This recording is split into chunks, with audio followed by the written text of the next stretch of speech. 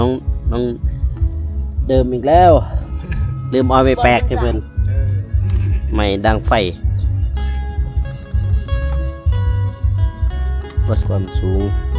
จากเสาจากหินปูนถ้าใส่ปูนมาเลยว่าบ่ได้ใส่ตีนบ่ตีนเช้าก็ใส่ตีนปูน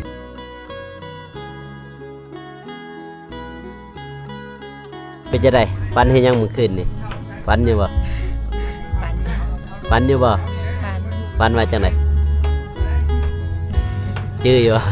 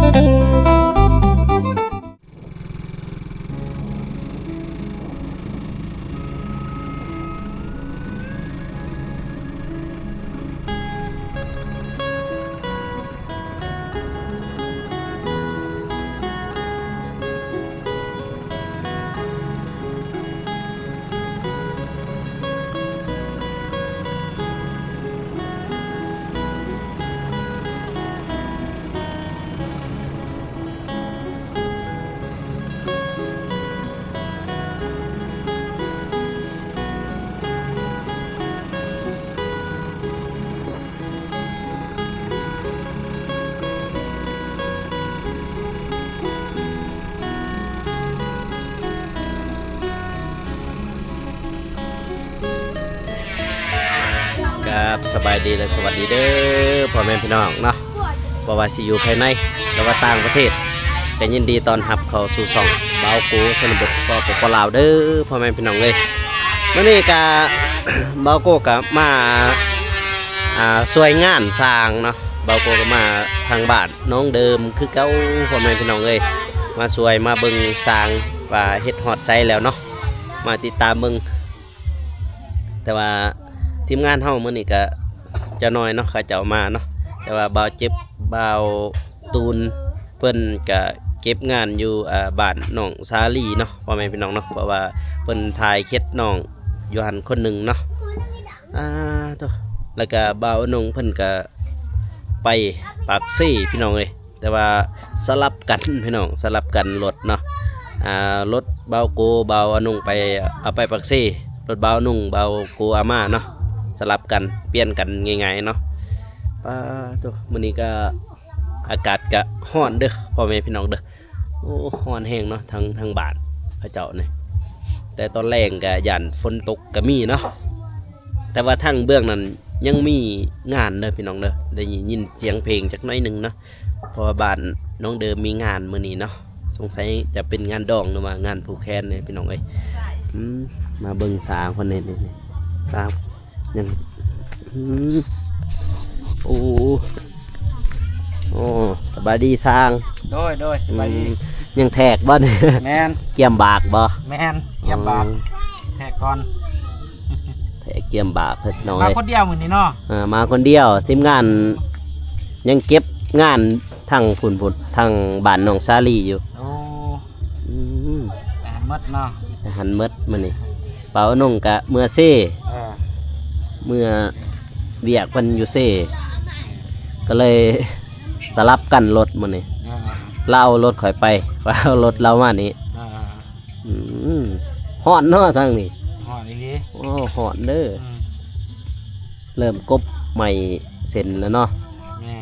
เริ่มกบเลยพี่น้องนี่เอาจักบ่บากหรือเอาขวัญนี่บ่เอาจักเอาจักมาบากบัดซับจังเอาขวัญงามเลยดิเสาบ้านน้องเดิมนี่งามแล้วเริ่มมี%เลยพี่น้องเอ้ยบ่คือว่านนี้เนาะมาว่านนี้ว่ากุ้งวงลึงลางเป็นเลข8ก็มีเนาะแม่นเป็นทอนจักแนวใดตอนนี้มันได้เลยมื้อวานนี่มามื้อนี้ก็คือจังว่ามีสีมีสันแน่เริ่มงามเลยนี่เจ้ากบแล้วก็มาบากโถนี่แหละทั้งหมดเก่าเสาพี่น้องตอนนี้สร้างกำลังแทกอยู่เนาะเพื่อบากโอ้โถอากาศห่อนขนาดพี่น้อง เออสบายดีน้องเด่น สบายดี ปลดหมวกนะ ข้าเจ้าจะได้เห็นหน้าเห็นตาจะได้เมื่อยบ่วันนี้เฮ็ดเวียกเมื่อยบ่ ไม่เป็นไร บ่เมื่อยบ่ โดน ได้กบอยู่บ่นำเขา ก็บ่ ไม่ เป็ เป็น นบ่เป็นบ่โอ้เรากบบ่เป็นเนาะหากะเฮ็ดแล้วเนาะหากะเริ่มกบบ่ โดย ก กบได้ประมาณนะ เอาน้องเราก็เริ่มกบมือว่านนี่พี่น้องเอ้ย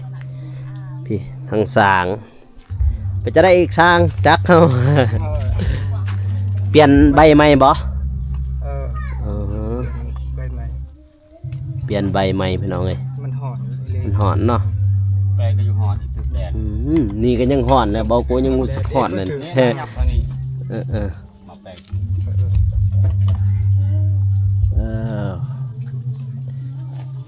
แล้วบ่กะว่ามื้อนี้แล้วบ่นี่ไม่เซ็นนี่ พอแล้ว บ่แล้วบ่ ไม่เจ็ดจักเจ็ด ฮะ จักเจ็ดไม่เจ็ด จักเซ็นประมาณจักเซ็น ก็เขากบแล้วอ่ะ บ่ โอ้ก้อยก็ พุ่นแหละขอยยันเราจดอยู่ลุมพุ่นเราจดอยู่ลุมพุ่นแหละไม่เซ็น คุณแล้ว มันแปด30เส้น50 โอ้เซ็น50,000พี่น้องโอ้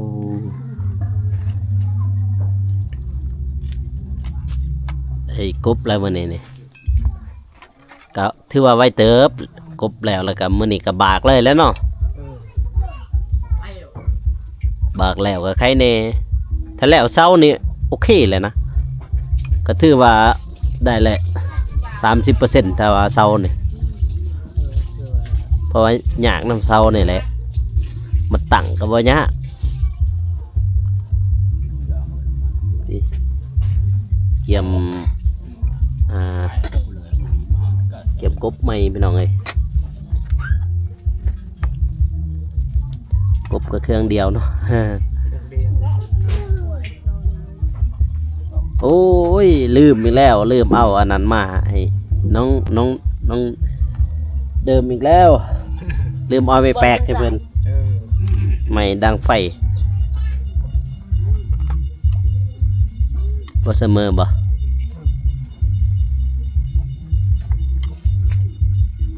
ห่อนเด้อทางนี้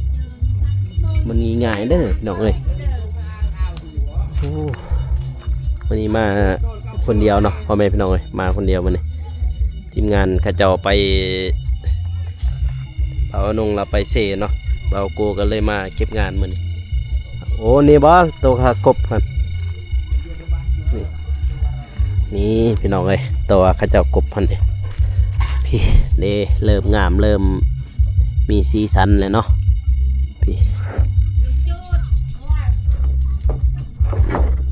เขาเจ้ากบงามเลยเด้1 2 3 4 5 6ตัวเลยเด้เขาเจ้ากบแล้วเนาะก็ถือว่าโอเคอยู่เด้อนี่บัดแล้วเขากบคือว่าได้อยู่ได้การเนาะได้งานได้อยู่พี่น้องเลยนี่เห็นบ่แต่เสาเฮาเบื้องนี่เสาก็กบเรียบร้อยเก็มแทกไม้แล้วก็บากมัน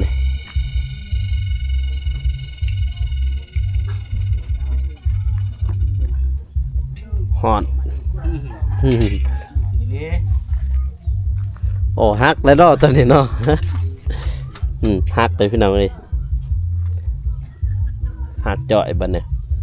แต่ก่อนเบื้องนี้เดี๋ยวพี่น้องเลยประตูเขาพี่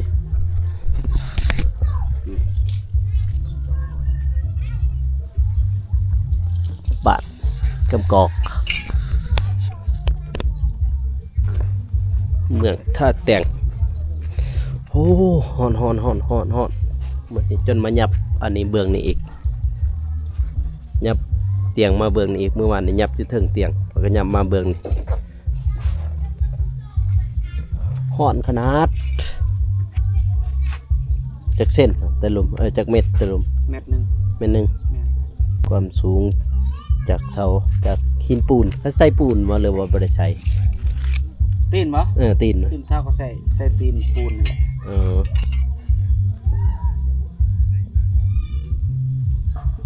เสาใส่ปูนเอาประมาณเม็ดหนึงพอดีโมเดิร์นหอนขนาดมื้อนี้โอ้ยดิเบิ่งติท้องฟ้าก็แจ่มใสพี่น้องเอ้ยมื้อนี้นี่แต่มื้อวานนี้ดีเนาะที่ว่าฝนบ่ตกมื้อวานนี่เฮามามื้อวานมาถ่ายอยู่นี่ฝนบ่ตกพี่น้องเอ้ยมื้อนี้บ่แน่เด้อพี่น้องเด้อมื้อนี้นี่บ่แน่สิมานั่งพักผ่อนก่อนเนาะส่งให้เพื่อนเพราะว่าตอนนี้สร้างกำลังแปลงกบเพื่อกบใหม่ถ้าฟังไทยเขาเจ้าเอิ้นหยังคอมเมนต์มาแน่เนาะเนี่ยกบใหม่หั่นกบคือกันบ่หรือว่าต่างก็สามารถคอมเมนต์มาได้เนาะพ่อแม่พี่น้องเนาะผู้ทางพุ่นมีงานพี่น้องได้ยินเสียงเพลงดุมหน่อยหนึงไม่ก็บ่มีนี่ยัง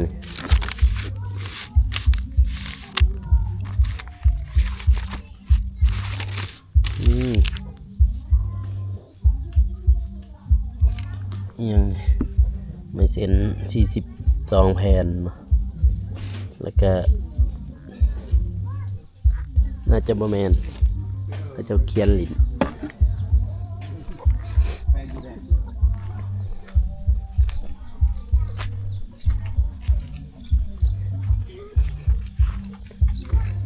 ทางกินข้าวแล้วบ่ กินแล้ว กินแล้วบ่ กินแล้ว ข้าวเที่ยงได้ยังบ่ กิน3ประกอบมื้อ3 ข้าวเที่ยงกินแล้วบ่ ตำนั่นแหละ กินตำสมมะคุง อ๋อ เอาตรงนี้ส่งอาหารรัก หลักตำคุง อาหารรัก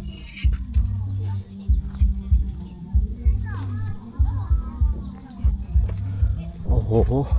ฮอตรู้สึกฮอตได้บ่วันนี้ ยังบ่ทันได้เสมอ โอ้โห เป็นญาติเป็น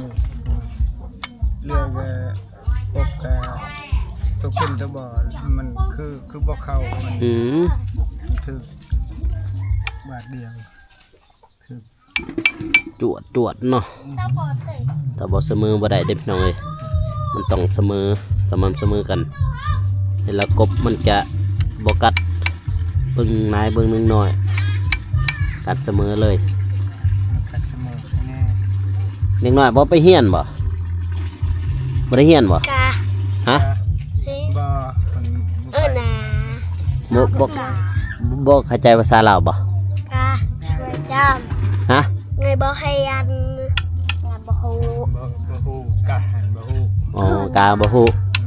เราบ่เข้าใจภาษาลาวเนาะง่ายๆเนาะ ซาใส่ให้กาเฮ็ดแหน่ให้ยันกูใส่ไงกูไว้เจ้าก็ยังเจ้า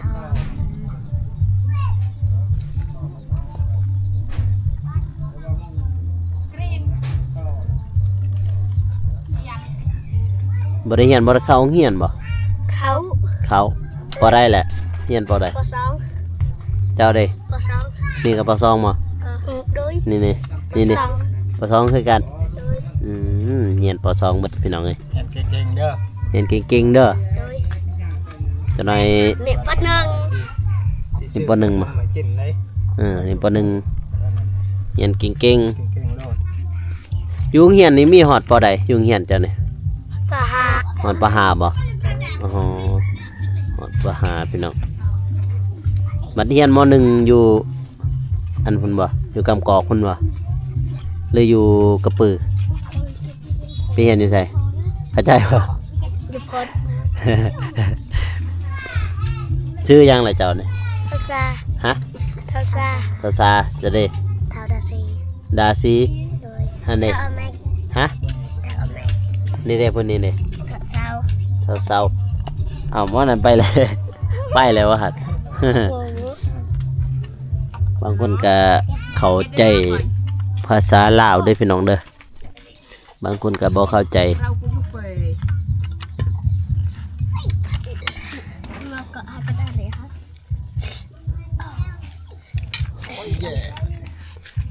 บ้านนี่ เปิดแล้วเนี่ยงานกับตัวจ้า วันนี้เขาจะยังแทกอันนี้อยู่พี่น้องยังแทกโอ้ยบินหัวเด้อหอนหอนขนาด ต้องเอาดอกจะเป็นหัวเล็ก ตัวนี้หัวเล็ก มันเปลี่ยนหมวกกูจะดูหลัดเนี่ยได้แล้วเนี่ยเปลี่ยนหมวกเนี่ย2.30 เมตร มันเอาเศร้าหมอนี่ลักเอามันเป็นลัก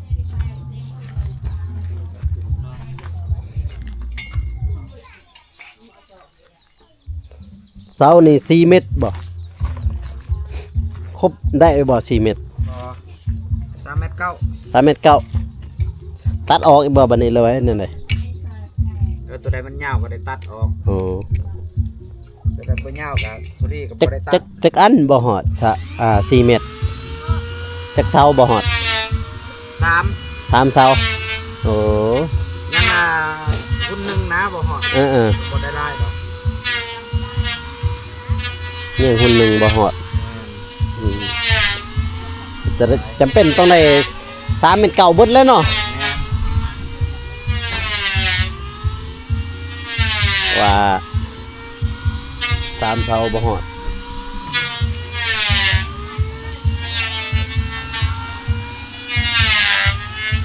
พี่น้องมาน้องเดิมจะได้ฝันเห็นยังเมื่อคืนนี่ สบายดีเด้ ส อบ ายดีพี่น้องเอ้ยมาอยู่กับน้องเดิมคือเก่าพี่น้องวันนี้เบ้าโกมาคนเดียวเนาะพี่น้องเนาะมากับแล้วก็เป็นจะได้ฝันเห็นยังเมื่อคืนนี่ฝันอยู่บ่ ปัน ฝันอยู่บ่ ปัน ฝันว่าจังไดจื้ออยู่บ่ บ่เจอ บ่จื้อ โดย ตาดมื้อนี้ฮ้อนแห้งเด้อพี่น้องเด้อฮ้อนขนาดเลยเบื้องนี้นี่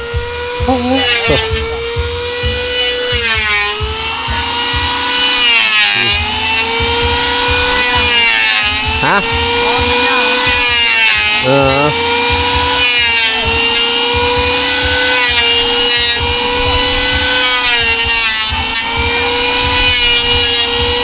เดี๋ยวเฮากบบ่หั่นจะมาถือกล่องให้เฮาหน่อยเดี๋ยวเบาโกกบซอยพี่น้องเอ้ยเป็นอยู่กบแต่เช้านี้บ่ปานใดเช้า ก้างนี่ ไม่แป้นก็เคยกบไม่เส้นก็เคยกบ ก้างเขาจะได้ตอกได้แข้งข้างหน้าบ่ได้ตอกเขาบ่ได้แอมแป้ง เ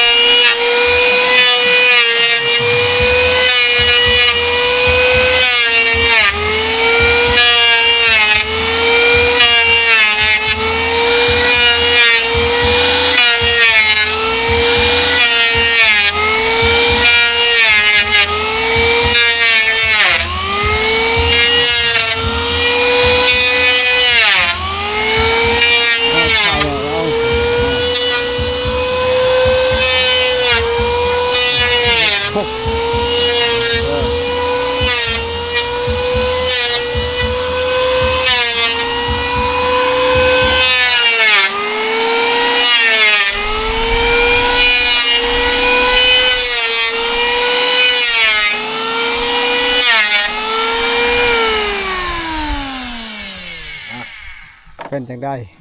ไปจอยก็ได้อยู่ มันไม่จะเก่งปานใดเนาะ ได้อยู่เสียงเพลงทางนั้นก็ดึม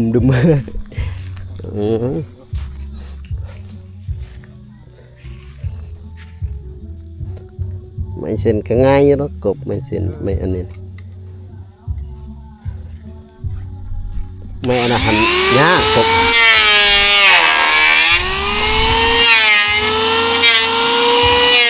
ไปทางเรากบต่อพี่น้อง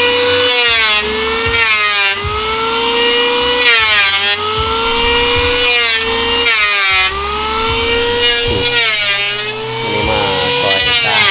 พี่น้องนักซอยช้างกบ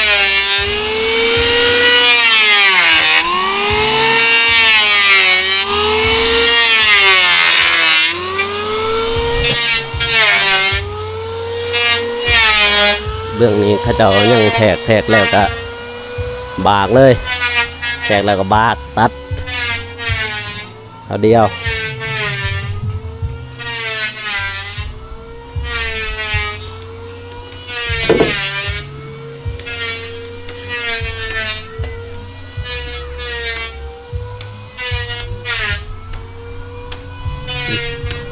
อากาศร้อนขนาดเบื้องนี่นี่ท้องฟ้าก็แจ่มใสพี่น้องเลยเอาละให้ล้างแล้วกบต่อ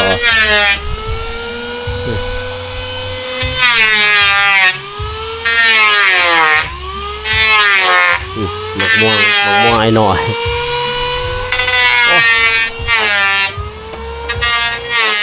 ฮ้อนพี่น้องบอกแล้วว่าทางนี้ฮ้อนเนาะเพราะว่าแดดออกแห้งมือนี่สงสัยตอนแรกนี่น่าจะฝนตกดื้อพี่น้องเด้อ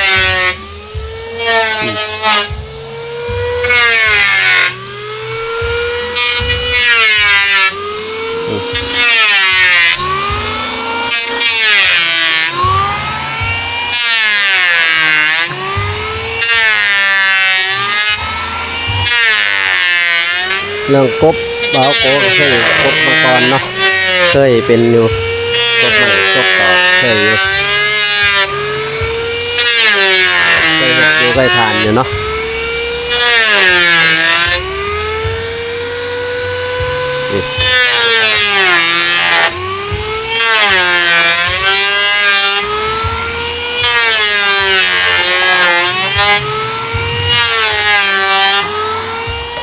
ม่วง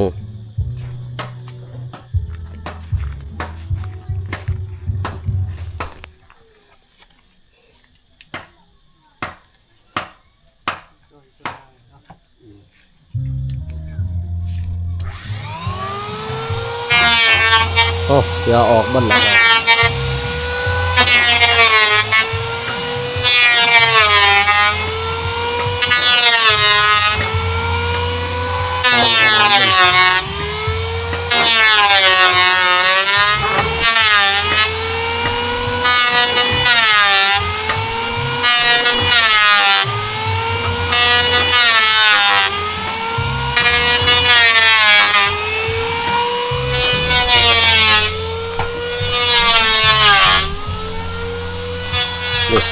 รถ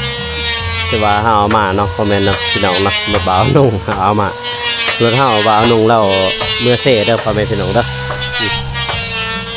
ข้างล่างก็เป็นเหือนไอ้นอนเนาะจะประมาณนี้พี่น้องบ่าวโกกระถ่ายเป็น EP เนาะเพราะว่าฮ้อนลายหยุดจัดเลยเนาะแต่ว่าสัญญาณอยู่นี่ก็บ่แห้งปานใดเด้อพี่น้องเด้อประมาณ1 ขีด 2 ขีดนี่แหละประมาณนั้นเนาะคลิปนี้กับเบาโกก็สิจบไปเพียงเท่านี้นะพ่อแม่พี่น้องก็อย่าลืมฝากกดไลค์กดติดตามเพื่อเป็นกำลังใจให้เบาโกเนาะEPต่อไปเบาโกก็สิกบซอยสร้างเรื่อยๆเนาะพ่อแม่พี่น้องเนาะสำหรับคลิปนี้เบาโกก็ขอกล่าวเข้ามาสบายดีเด้อพี่น้องเลยแล้วเจอกันEPหน้าเนาะพี่น้องเนาะสำหรับคลิปนี้ขอกล่าวเข้ามาสบายดีบ๊ายบาย